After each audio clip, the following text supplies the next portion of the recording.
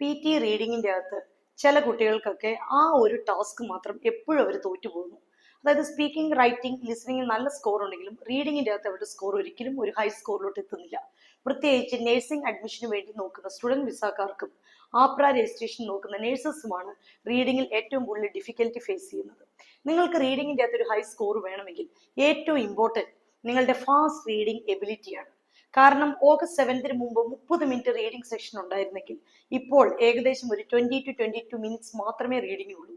അതുകൊണ്ട് തന്നെ ഏറ്റവും കൂടുതൽ സ്കോർ പ്രൊവൈഡ് ചെയ്യുന്ന ടാസ്കായ reading and writing filling the ബ്ലാങ്ക്സിൽ ഒരു ക്വസ്റ്റ്യൻ 1.5 മിനിറ്റ് അല്ലെ മാക്സിമം 2 മിനിറ്റിനുള്ളിൽ നിങ്ങൾ മനസ്സിലാക്കി ആൻസർ ഐഡന്റിഫൈ ചെയ്യാൻ പാകത്തിന് നിങ്ങൾ ഏബിൾ ആവണം. അതുപോലെ തന്നെ റീഡിംഗ് ഫില്ലിംഗ് ദ ബ്ലാങ്ക്സും മാക്സിമം 1 മിനിറ്റ് ഓർ വലിയ ക്വസ്റ്റ്യൻ ആണെങ്കിൽ മാത്രം 1.5 മിനിറ്റ്സ് യൂസ് ചെയ്യുക. പിന്നെ MCQയിലൊന്നും 30 സെക്കൻഡ്സിന് മുകളിൽ യൂസ് ചെയ്യാതിരിക്കുക. Reorder paragraph 1 minute. ഈ രീതിയിൽ ടൈം മാനേജ് ചെയ്താൽ മാത്രമേ നിങ്ങൾക്ക് റീഡിംഗിൽ ഒരു ഹൈ സ്കോർ കിട്ടുള്ളൂ. ടൈം മാനേജ്മെന്റിന്റെ ഒപ്പം ഏറ്റവും ഇമ്പോർട്ടൻ്റ് ആയിട്ട് വരേണ്ടത് കോണ്ടെസ്റ്റ് മനസ്സിലാക്കുക. ഈ കോണ്ടെസ്റ്റ് മനസ്സിലാക്കണമെങ്കിൽ നിങ്ങളുടെ ഒക്കാബുലറി സ്ട്രെങ്ത് ഹൈ ആയിരിക്കണം.